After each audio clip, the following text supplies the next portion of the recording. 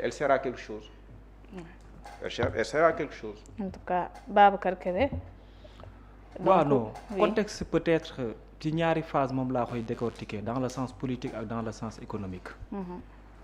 mais dina ma yóbbee aussi ma ramené waat thèse bi ma joxe woon il y a de cela 1 an ak quelque au niveau des politiques par rapport à la citoyenneté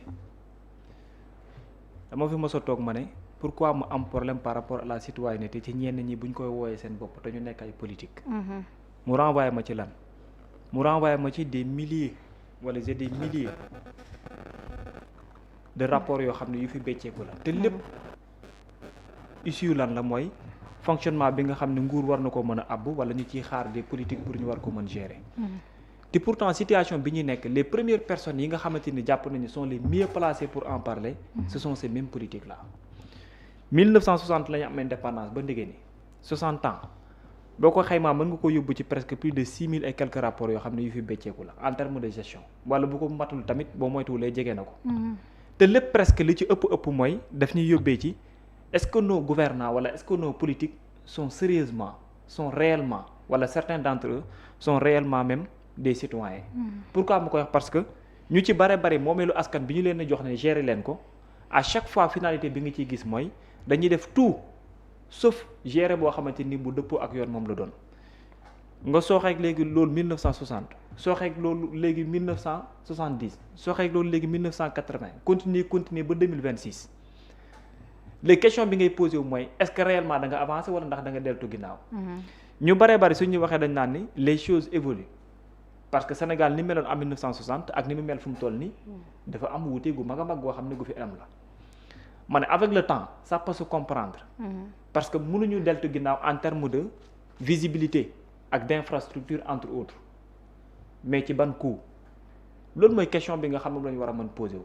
et en termes de gestion aussi dans le cadre de l'administration sénégalaise nga poser wu question méthode beeg moyens yi ñuy utiliser de 1960 ak léegi ndax am na évolution wala ndax amul évolution méthode d'opération bi est-ce que am na nu mu mel wala ndax amul nu mu mel soo gisee ma jubale la ci thèse bii nii dooree ko foofu noonu yépp mooy c'est pour revenir encore ci liñ jàpp ne aujourd'hui moo mën a génnee Sénégal ci li mu ne mooy il faut que kenn ku ci ne doxee baatu citoyenneté ñu bare teer yenn lu ñu am ci avantage ñenn ñi nangoo accepter changement ci secteur gi ne pour au moins ñu mën a avancer ci dara parce que dañ ne méthode bi ñu jël depuis 1960 ba fi ñu yegsi changé wul dara daanaka te lu bare ci problème yi am dañ jàpp ne moo ñu ko indil léegi tey jii nii ki ne ci média bi ndax dafay accepter ñu laal secteur am pour soppite am ki ne ci wàllum administration bi ndax dafay accepter ñu changer yenn yi pour que foofu soppite am fa ki ne ci daara yu kaw yi ndax dafay accepter ñu laal yenn yi pour soppite am fa mécanicien bi ndax dafay accepter ñu jëlee ko fii yóbbu ko fële pour que changement am gouvernant bi nga xam ne dafay gérer moom ndax dafay accepter sedd yenn yi pour que soppeeku am wala yaxanal am yii nii yëpp bu ñu ko boolee de manière générale amul kenn ku ci accepter léegi dans ce pays là kan lañu war a joxoñ Babacar laaj naa la ko. très bien léegi nag question boobu noonu du yow du man xam nga ñun ñoo ko war a mën tontu ñi nga xam ne ñoo am la légitimité du peuple te war cee mën a àddu. njiit yi. oui mais léegi la pression sociale c'est autre chose parce que tey fan lañ nekk nii fan lañ toll nii crise lañ toll. et à travers crise boobu noonu da ngay dégg toutes sortes de critiques yuy jógee partout. te crise bi lu ko waral lenn kese la boo ko xoolee baax mooy ne nañ soppi nangam. léegi yow imaginez yow yaa def sa choisir ay nit teg leen pour ñu nekk mais yéen seen jëm bopp aussi yéenay taxawaat ne yéen nit ñi teg li ngeen bëgg mënta ne. blocus donc daal di taxaw. waaw léegi boobaa nu ñuy def ñun ñëppay toog rek taxaw. mais waxtaan. foo koy waxee ji. ak kan nga koy waxal. tantôt Diallo dafa cité secteur yu bari. très bien xamul tax may la mënta ne. dafa am luy jiitu. doo ko wax te doo ko waxtaanee. parce que bu dee na ci wàllum étudiant yi la ak yeneen la gis nga balaa dara di xew ba baawu problème bi sax mënuloo ko exposer parce que ñu ngi ko war a exposer nanguwuñ toog sur la table ndax ñoom la leen yitte lenn la mooy la ñuy xam ne moom moo nekk seen problème. kese beneen secteur soo demee ça sera la même chose. dem nañ fi fii ñu ne charte dafay am ñu signé fi pacte social. entre l'État du Sénégal et des syndicats ñu ne pacte social dafay am pourquoi parce que dañuy stabiliser pour ñu mën a stabiliser faaw ñu d'accord ngeen signé ne ay ñax toog ay banque yoxo ay yeneen dañ koy teg gum ci suuf vu contexte bi nga xam ne lañ toll pour lu baree bari ñu épargner ko ba ñu dem bañ yaakaar ne lu baree bari mën naa changer wat après ñu doog a duggaat ci phase boobu noonu balaa muy am 1 an ñu baree bari nee nañ état moo xotti worma bi ñii ne syndicat yi ñoo ko xotti fan lañ retrouver waat encore démb am na ñu jàngul barki démb am na ñu jàngul. ba pare waa xale yi collège yi ñu ngi leen di génne. moom la barki démb sama yaay ñu ngi leen di génne am na gone yoo xam ne ñun suñu génération dund na ko. waaw am na gone yoo xamante il y a ni 10 ans. ñu ngi leen oui oui même wala chose 12 ans 13 ans si ginnaaw. am na gone yoo xam ne oui am na ñoo xamante ni suñuy rak. même ma ne la, chose ñu ngi koy dund. am na ñoo xamante ni mooy àjjuma suñuy bu doom wees. dinañ ko dundaat. ñu ngi leen di génne. léegi nag loolu xam nga la ñu c'est-à-dire les mêmes causes ñoom ñooy produire les mêmes effets te pourtant dañu ne woon Sénégal oui on accepte un changement mais en vérité on ne veut pas de ce changement et on n'accepte pas ce changement là li la koy waral mooy ce changement là dont on parle à chaque fois qu'on l'impose dafay résister dans tous les sens ñi mu seq mënuñu et ñu ko seq maanaam soxna Aïda xoolal wax ji gàtt yëpp dañoo bëgg une chose et son contraire punto amul leneen amatul dara luñ ci mën a yokkati maanaam ñun dañoo bëgg une chose et son contraire et on peut se battre pour quelque chose mais une fois ñu arrivé pour war ko jàllale ñu ñëpp dañuy taxawaat téyewaat suñu loxo di résister non il faut pas que ça arrive. ku ci ne di préserver say intérêt bopp. ku ci ne nag léegi bu fekkee dañoo bëgg na ci réew moo xam ne ku ne da nga bëgg a préserver say intérêt. mais njiit loolu lay jëriñ quoi. très bien mais xamul ne mu problème autorité. mais autorité bi. yërmande si askan bi lal.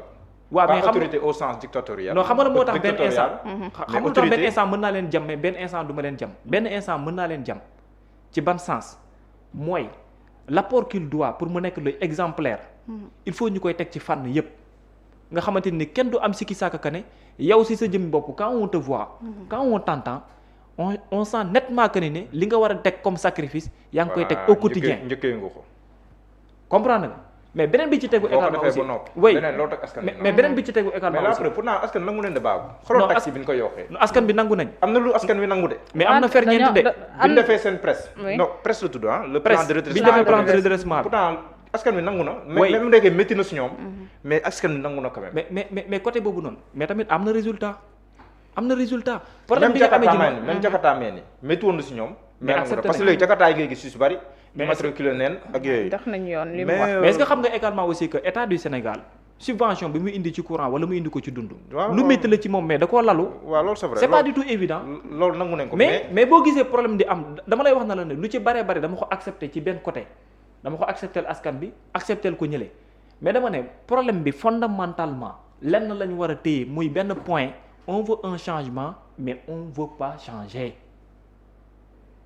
et à la limite lan la ñuy indi mooy c'est-à-dire dafay jaxee dans tous les sens lii moo waral yeneen nguur yi waa weesu yëpp dara du daan soppeeku xam nga la moo taxoon à chaque fois ñu dem ba sentir ne besoin bi mooy ñu changer nangam ak nangam les gens résistent ñu ne bàyyi leen mu sedd.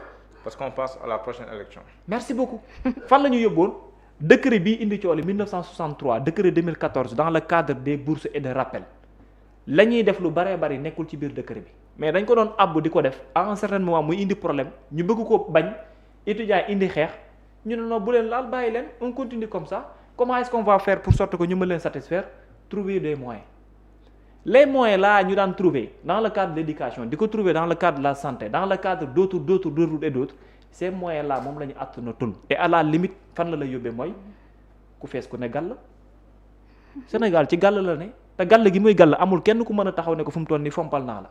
teel na de. ah mais bien sûr foofu lañ toll. situation boobu nag fu mu toll nii moom moo ñu arrivé situation boobu moo nekk fii tey te gisuma xoolal. Babacar gàll moom teel na. non problème yu bari kay soo ko amee góom de bu feesee dell ak dëtt am na fu muy toll génn lay def de léegi nag diggante bi muy génn bu dëtt ji jeexee tàkk la nga cay teg lan la mooy xoos ba mu xonq cuur nga teg alcool. Babacar tu es violent. situation boobu fa la ñu nekk situation boobu mun na fa la ñu nekk léegi nag bu fekkente ni ñun ñëpp dañoo préféré que ne waaw mën nañu am année maanaam benn mandat wala benn 5 ans boo xamante ni nañ ko def réforme def ko ay révolution def ko ay yeneen ak yeneen 5 ans boobu dafa guñ ci 2 ans sax nit ñi ñëpp ne non nangam ak nangam ñi ñëpp jàpp ne coûte que coûte il doit y avoir réew mi taw or te obligatoirement réew mi dafa war a taw or te yow li nga war a soppi keneen war ko soppi ba taw or bu war a mën nekk kenn nangu ko mais à la limite ci problème yi la ñuy nekk. léegi nag côté boobu fu mu la yóbbee mooy nga mën a xalaat nag ingéniosité si boo demee ba yaakaar na ci benn côté. gouvernement bi dafa am lu mu mën. lu mu diggee woon wala mënu ko wala mu am lu muy jéem wala mënu ko. wala mu am lu mu bëgg te amul les moyens foofu ngay xaaree ci benn côté nga ne. lan moo war a nekk aussi position wu les politiques yi nga xam ne dañuy aspirer ñoom tam pour ëllëg jiite réew mi. seen position wala seen créativité wala ñoom tam seen ingéniosité fan la war a mën ñëwee. loolu la ñuy wooyee li ñuy daan opposition mooy contre pouvoir posture contre pouvoir boobu noonu nga war a mën àbbu tey jii nii ana ban mates moom nga ci war a mën indi. loolu du nekk dans la question jàmm oui di nga dénoncer xamal ko ne ko gestion bi ñu la dénk ni nga koy doxalee nii baaxul. mais le mieux c'est quoi j'avais un programme politique pour 2024 wala pour 2029 est-ce qu'il n'est pas mieux nga marcher ak gestion bi wala ak méthode bi. Voilà ce que l'on appelle contre-pouvoir pas contre le pouvoir parce que soo ko defee am problème kii def le contre-pouvoir mooy kii spéculer dans le mauvais sens toujours lu négatif moom il n'a pas besoin de dire que naan lii laa proposé wala nii la war a mën demee kooku c'est contre le pouvoir mais contre-pouvoir bi mooy ki nga xam ne lu mu gàtt-gàtt su diw sàngam échoué fenn mën na ko du nii ko war a mën joxe kooku tamit am humilité bu toll ni jàpp ne la ko Mouhamed Diallo digal mais c'est dans le bon sens c'est dans le bon sens léegi nag foofu ngay xamee ne y a manquement dans tous les sens mais y a résistance dans tous les sens à la limite ça nous mène à quoi da nga naan sëkk rek taxaw yàlla ñu yàlla suturaal donc Babacar loolu am na solo si pàcc boobu waa dëgg la de Pape Badara dëgg la Diomaye moo ko